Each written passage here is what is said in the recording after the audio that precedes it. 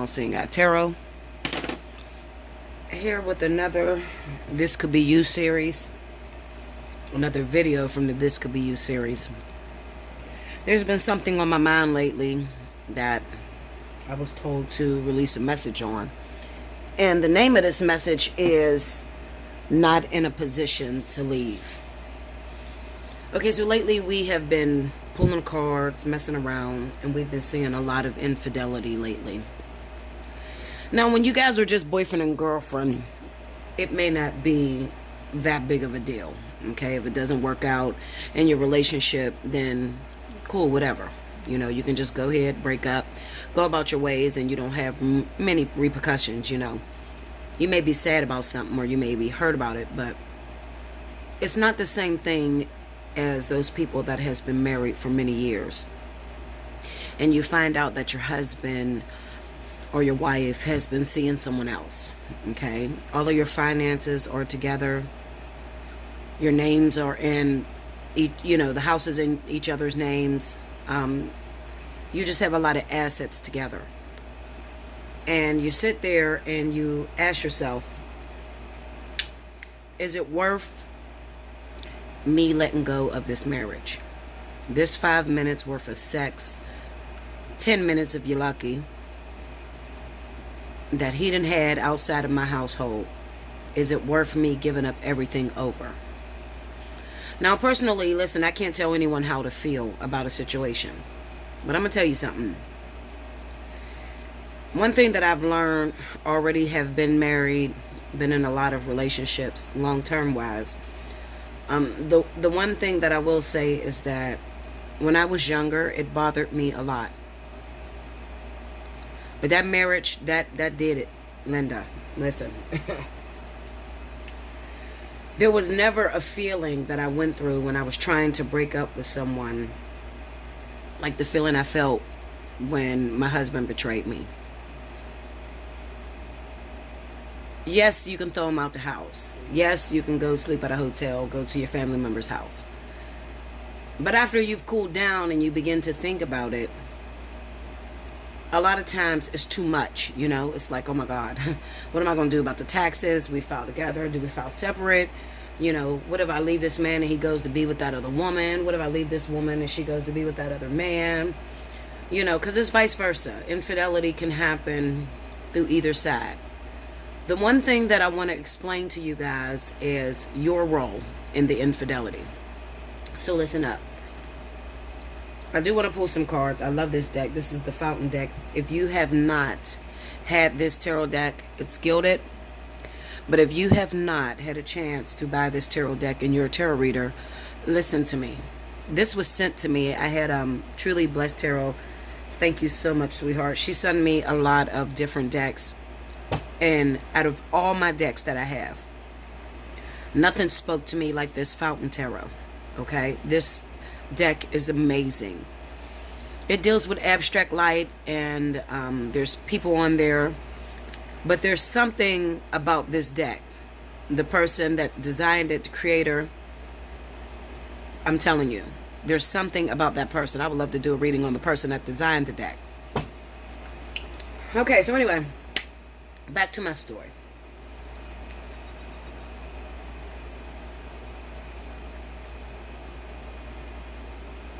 Your role in your husband's cheating. Your role in your wife's cheating. Oftentimes when we come together with a preconceived notion that you're going to marry someone that is going to give you everything that you could ever want, everything that you could ever desire. And ultimately, the number one thing that I hear from everyone is, I'm looking for someone to make me happy. Those are all the wrong reasons to get married. Because when a person cannot live up to that, then you're very disappointed in them, and now you no longer love them, which is bullshit, okay? And anybody who has been married and had to deal with infidelity know that you don't just fall out of love that easy. Even if your husband has ran out and stepped out and cheated on you with someone else, you're still going to love them. Them feelings are still going to be there. You may be mad as shit You may act crazy as fuck like me. I'm nutty. Listen, Linda.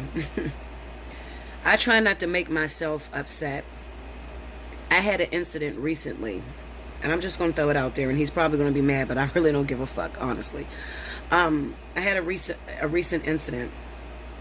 I can't really get upset with him about the infidelity because we are not together physically. But I had to put myself in the shoes of all of you out there, okay? Because this person is my karmic soulmate. The infidelity itself did not bother me. What bothered me was I felt like I didn't have the same options. Now, there's a lot of you out there that may be waiting on people to get divorced, to get out of relationships, and you feel stuck to this person. Most of the times, this is the way the spirit does it with karmic situations, okay? You'll come into one another's life, you'll lay the foundation, the connection will be very strong. But if this person has an open door behind them, spirit will split the two of you up. Now, one of you are going to be sitting there waiting. What the fuck just happened? My whole world was shattered.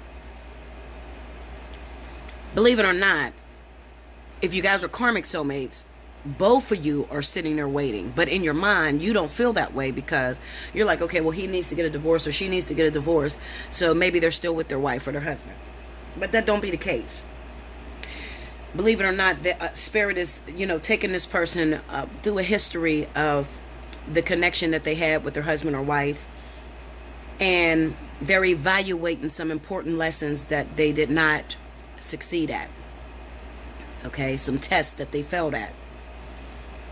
But they're just as lonely as you. Okay, spirit is not going to just have this person running around, having the best sex ever, being so super happy, and then you're sitting there miserable waiting like, okay, well, what is going to happen with me and this person? That's not the way it works. That is perception, okay? Faulty perception.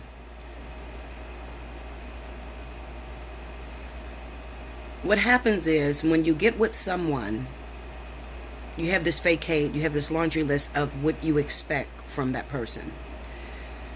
I've told you guys numerous times about expectation and how it does not work for the universe. Because you're looking at things from a carnal perspective. You're not settled in your higher self. So you're not making decisions as the highest being, okay? And your higher self will be equivalent to your godlike consciousness. I'm sorry if y'all hear this candy clacking inside of my mouth, but I've been coughing, so I had to have a mint with something in my mouth. But you're thinking for the flesh and not for the soul. The soul's purpose is to help you to understand yourself. So the soul is going to link up with a like-minded soul, and this is where you get your mirror effect.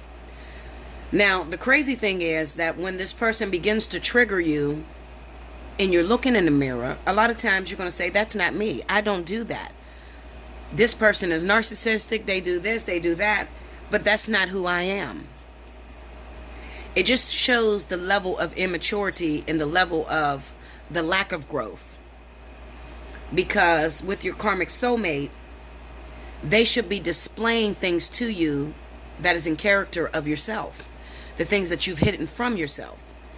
So what I mean is that when you have a karmic union that, say you have about 10 years in that karmic union, you have a lot of fears that are built up inside that you sort of pocket and shelter deep down within you.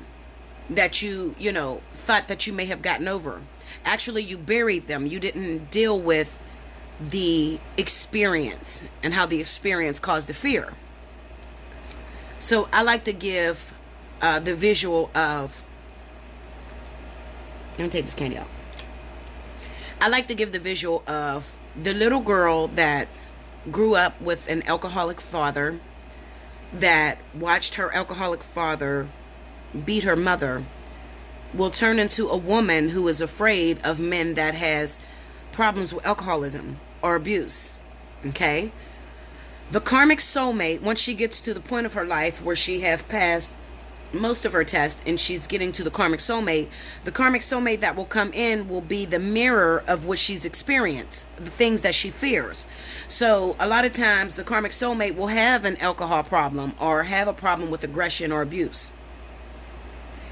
Now, when you look at this person and you see that they're alcoholic, or they fight, they're very violent, you say that I'm not like that. I don't fight and I don't drink. But if you rewind to your childhood, when you remember your father that was an alcoholic and you watched him beat your mother, this is a program that you've created. It's sort of like you put in your database and you told yourself, I don't ever want to attract that to me. I don't want that. Now, the equivalence of saying that you don't want to attract that thing to you is fear. Okay? So, if you take it in terms as to why we are here and why we've all incarnated down here on the planet, that reason is to be more like God. Period. There's nothing else. Okay? So when people call me and say, Bella, what's my purpose?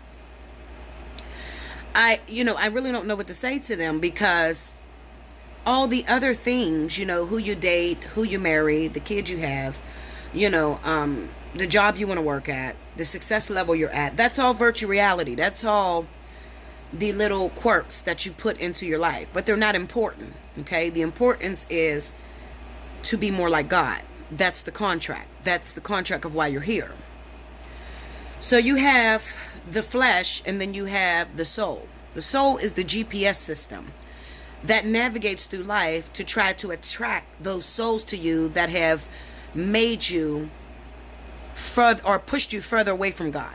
Okay? I hope I'm making sense. A lot of you, you're not going to get this, but some of you, it may take some spiritual analysis. Hold up, this damn thing is stuck. It may take some spiritual analysis readings from me to truly understand the design of life. Okay? Not just relationships, but the design of life. So, everyone incarnating down here on planet Gaia, you want to be more like God, or you're trying to remember that you and God are one. Once you come in through the portal of Earth, there are rules of the planet.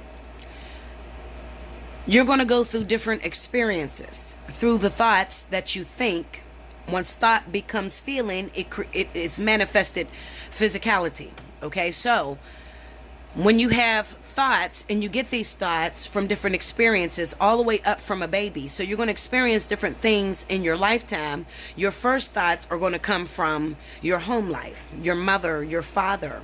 Those are your first thoughts that are going to come in. Okay, and then you have, when you're very young, and most of you won't remember this, but those of you that are empaths or HABs, highly evolved beings, you'll be very aware of your previous lives that you've lived down here. Okay? Because, when you go through the system of life and you get to the ethers, at the end of this life that you're in, your system's going to be wiped. Okay? But just like with computers, when you are putting in a new operating system, there are sometimes fragments that are left behind. The fragments that are left behind are those moments where you are afraid of things that you cannot remember experiencing in the particular lifetime you're in. So the child that comes in that is afraid of water had an experience with water in the previous lifetime.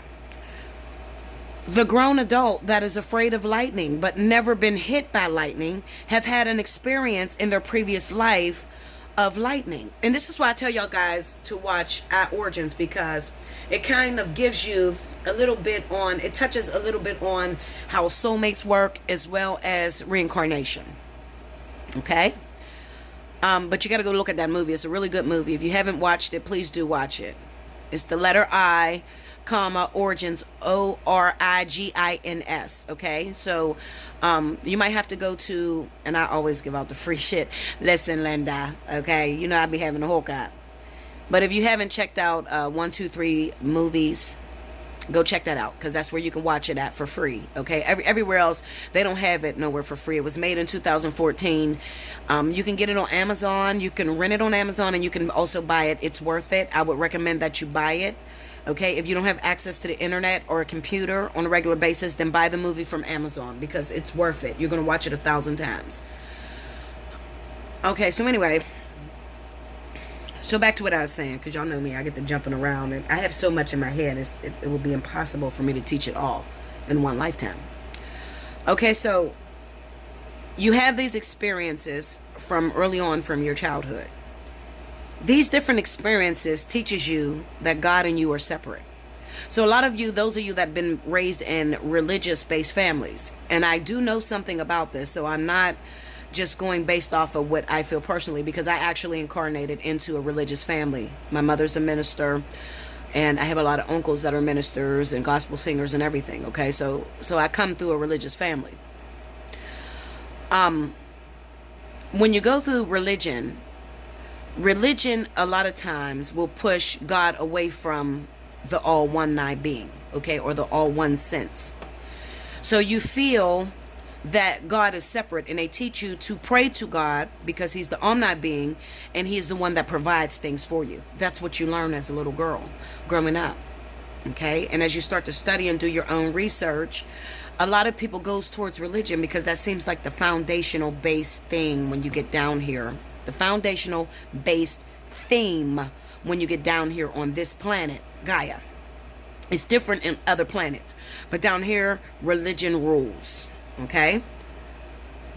So when your parents teach you the way of the church, and then you get older and you start doing your own research, a lot of you will go towards the church.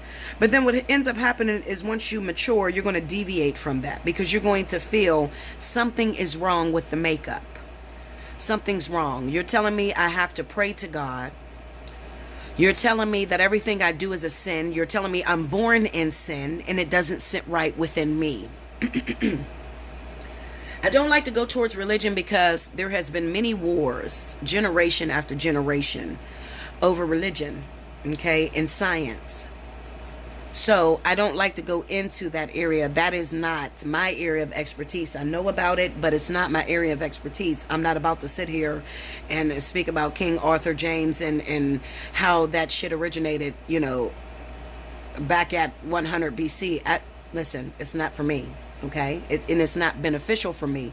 Unless you are a theologian or you're a scholar in history, then it's not beneficial to you, okay? So, you have your experiences, you came down here to achieve, you put certain programs in place based off of your thoughts. So you've attracted different things to you.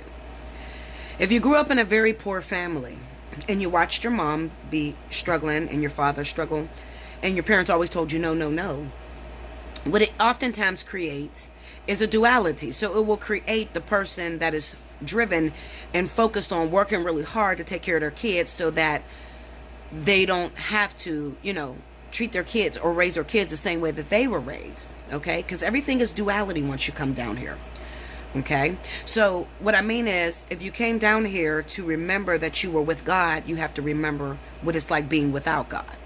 You understand? So that's the duality, okay? Light and darkness, happy and sad, okay? Fear and love. Everything is duality down here. Now, I'm starting to take this into a spiritual analysis, and I really don't want to, okay? But a lot of you ask me, what is a spiritual analysis? Anything dealing outside of this world, okay, is spiritual analysis. If you have questions about things and you're going through the awakening and you want to, you know, understand the experiences that you're having, I open up my platform to you to communicate about that, okay? So that's what a spiritual analysis is, all right? Now, okay, so anyway, back to what I was saying. So you have, basically where I'm getting at is your thought process about relationships, okay? You have believed, a lot of you have believed based off of what you've seen, what you've experienced. And it didn't have to be your actual personal experience, but it could be you looking at someone else. You watching mommy and daddy. You watching grandpa and grandma. You watching auntie and uncle. You're watching these things, and through these experiences, you're grabbing and collecting this data and putting it inside of you in order to make an original from yourself. What ends up happening is most people get into relationship in order to make themselves happy, but not realizing that a relationship is a depiction of how you and God are not separated. So it's a depiction of why God created you. Okay? Because you cannot know yourself unless you're outside of yourself. So you have to know yourself in relation to another. The person that is completely single, that doesn't have anyone in their life, that does not interact and have no relationship, has no idea about themselves, or what they like or what they are. So to get around a bunch of people and people gain this perception of you, a lot of you that's been single for a long time will say, well, she said I was narcissistic. She said I was selfish. They said I was this. I don't feel that I'm that way. I'm loving, I'm giving, I'm nice, I'm this. You're going to feel like you're perfect. Okay? The only way you know you're not is in relation to another. Okay? So that is the concept, the true reasoning behind creating relationship.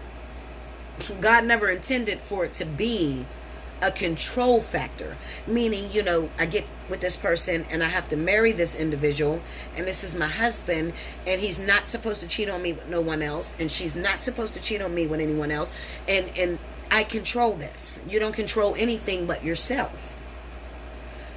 So what ends up happening in that relationship is you start to put down control.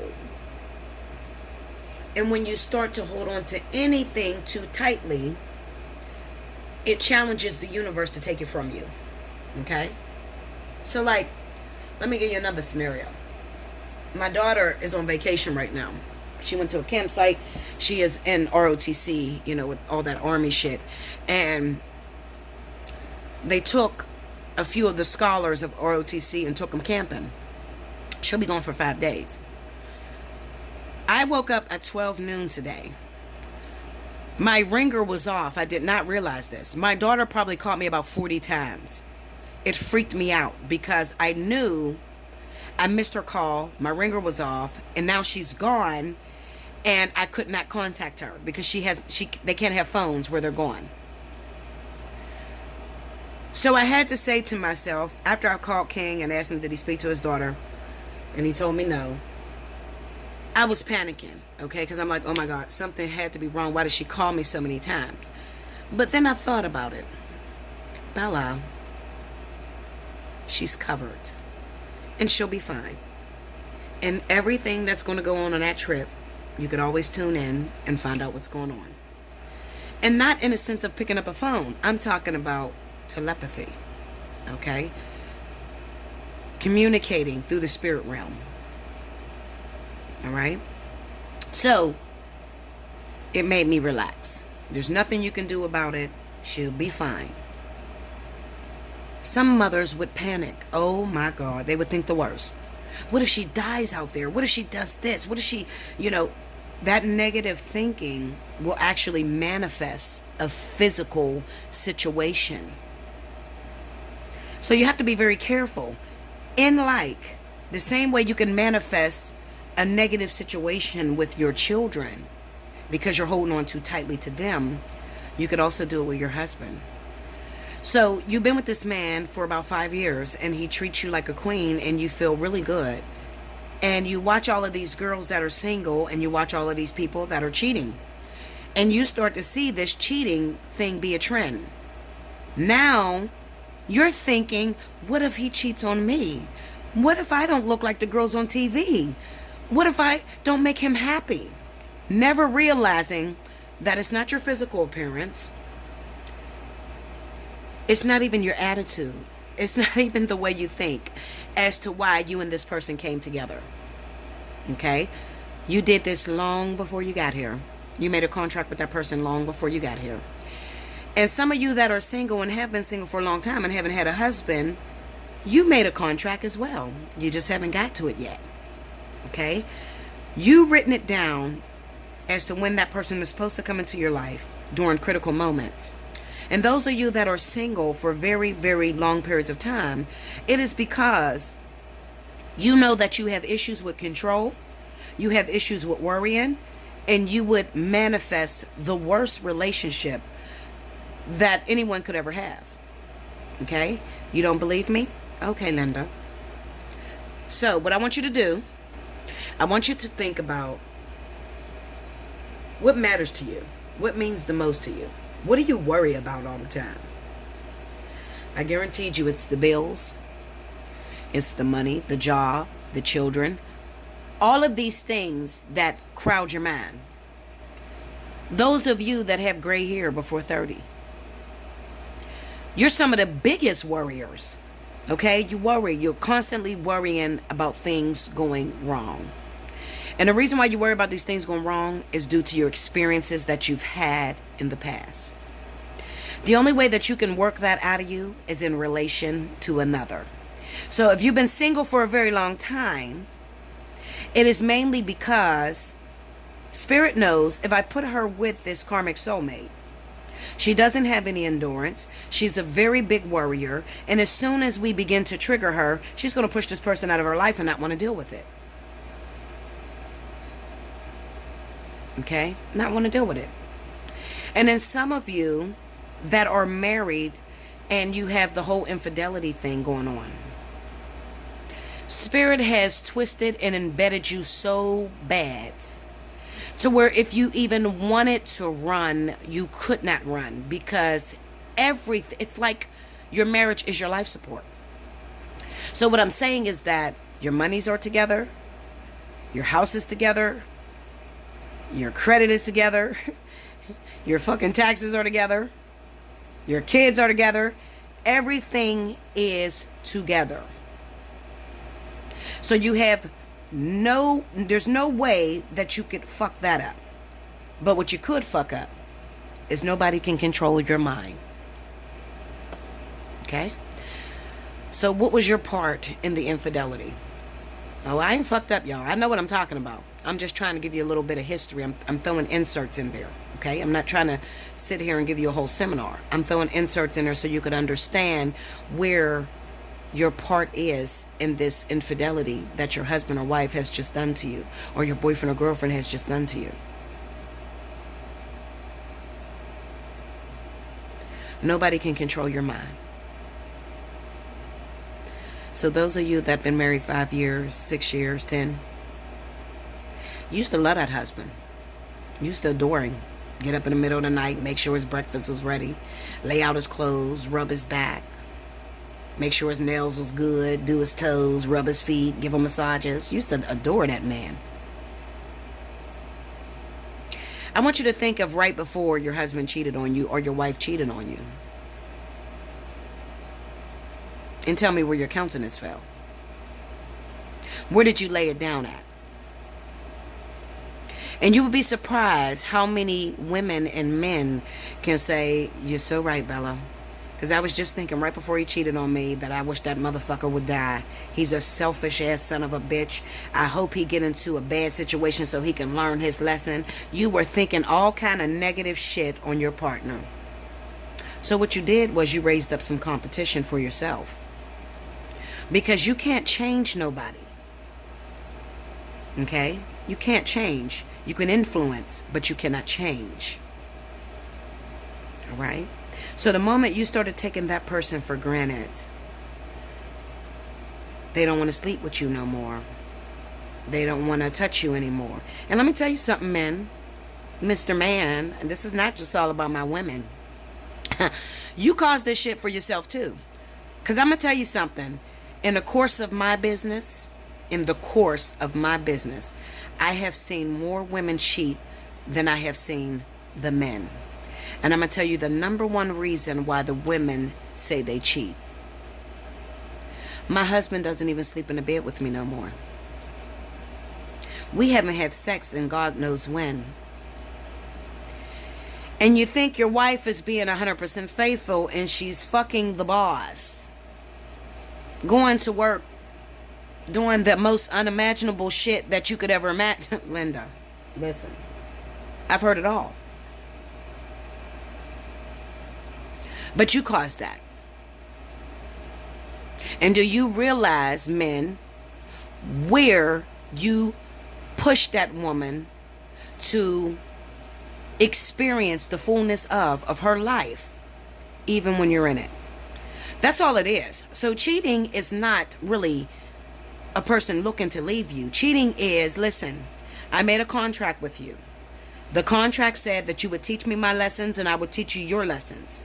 I don't own you. You don't own me. If we get married, that is personal preference. Okay? That is what we created in our virtual reality. But even if we get married, we still don't own one another. In any event that your dick falls off, okay, or any event that you get paralyzed and you can't feel shit from the waist down, or any event that, you become sick and you no longer want to make love, I am not going to lay in that bed and suffer with you. You may get lucky and I may do it for about a couple months. But eventually, I'm going to still go out here and live my best life. I'm still going to experience the fullness thereof of my life. Okay? So that's what it is. It's not cheating. It's not, somebody personally looking to break your heart. What it is you drop the ball. And you have to find out where you drop the ball. And most of the times, you drop the ball in your thoughts. It don't even be physically what you do. Some of you, it's not even what you do physically. If you're sitting there and you're saying, Bella, I cook, I clean, I fuck them, I suck them, I take care of the kids, I fucking pay the bills, I do everything, Linda. I don't understand why he cheated on me. Check your thoughts. What do your thoughts say about him? While you're cooking this meal, are you like, I hope this motherfucker die. I'm just going to put an extra little bit of soda in this fucking shit so he can get sick as hell and choke to death. Y'all, I've heard it all, y'all. I swear I've heard it all. Okay? How are you feeling when you're doing those things? If you're not adoring your man, if you're not adoring your woman, you better expect there to be cheating. And the extent of the cheating, those of you that have marriages and your husbands are having babies on you, wives having babies, listen, Linda, anybody that takes the condom off that is fertile can get pregnant. Even with that baby. I'm going to give you some confidence, the woman that's dealing with the cheating husband with the child. Okay? I'm going to give you some confidence. If that man is your karmic soulmate, even with the baby, with the side chick, it is not enough to take your union.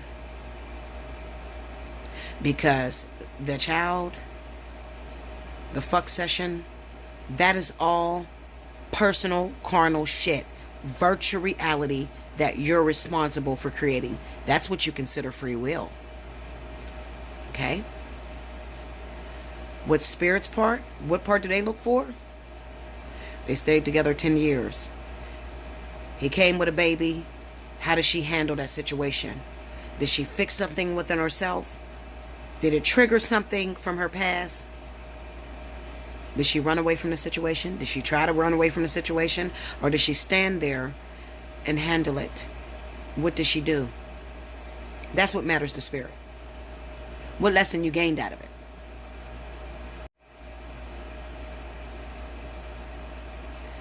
They want to know what lesson you gained out of it. They do not care about the whole infidelity shit. Y'all create that shit. Listen, Linda, listen. If some of you would just stand in your power, if you would realize that if I'm his karmic soulmate or he's my karmic soulmate, we are the king and the queen on the motherfucking chessboard. We predict the moves. If y'all wouldn't know that, then you wouldn't worry. That's why I didn't worry when it happened to me. I run this motherfucker. Okay? I predict on whether you're going to stay with this bitch or not. I created her and I can destroy it. You have to know your position. Why can I destroy it? I can destroy it because this is my contract. This is my lesson. This is what I wrote up. This is what I signed on the dotted line to learn with. I came in, agreement with this man, and we signed on a dotted line. And until this lesson is done, I guess you're just going to be a bitch fucking him on the side, Linda. Because we're going to run this lesson. I'm going to learn this lesson. I'm going to get this test. As far as happiness goes, happiness is what you make it. You can make it a miserable situation for yourself, Because you found out he's cheating, and now all you do is think about the next bitch. You think about her 24/7. Oh my God, he's probably calling her right now. He's probably going to her house right now. Oh my goodness, he might think she looks better than me. That's how you make it miserable. Linda, you better go get you some motherfucking tea. Sip that bitch. Cross your legs. And say to your spirit guides, so what's the next lesson that I have to learn with this guy? I'm not paying attention to that cheating shit. I really don't care. Everybody is entitled to stray.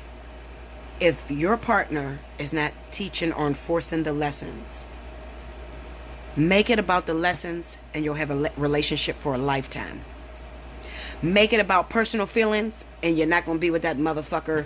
You'll fuck around and marry him. For some of you, you're lucky. You get it 20 years, and then after 20 years, that motherfucker start cheating. And those are the ones that usually got together when they were really young. Okay? They didn't even go through a spiritual awakening. I mean, that was their first boyfriend, and they've been with that motherfucker ever since. So it took 20 years for him to start fucking around. 20 years for something to start really going down in their union. Once they matured. Make it about the lesson. And you'll have a relationship for a lifetime. You make it about personal. You make it about control. You worry a lot. You're not going to have it. Because it's all against God's will. What's God's will? Your will. Listen, Linda, I ain't even going to pull no cards because I don't need them. I don't need them. So, those of you that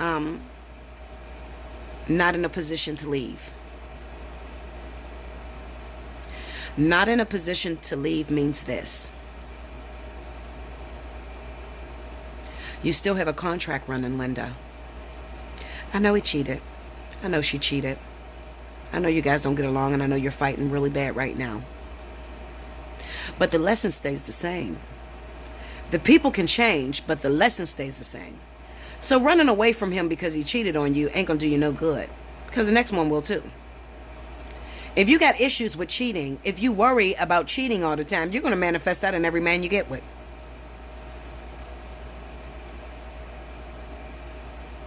The people may change, but the lesson stays the same. Listen. Like, comment below. Subscribe if you haven't already. Share this video. Hit your notification bell. Give me a thumbs up if you like this. And remember, you were thinking it, but I'm going to say it. Thank you, guys.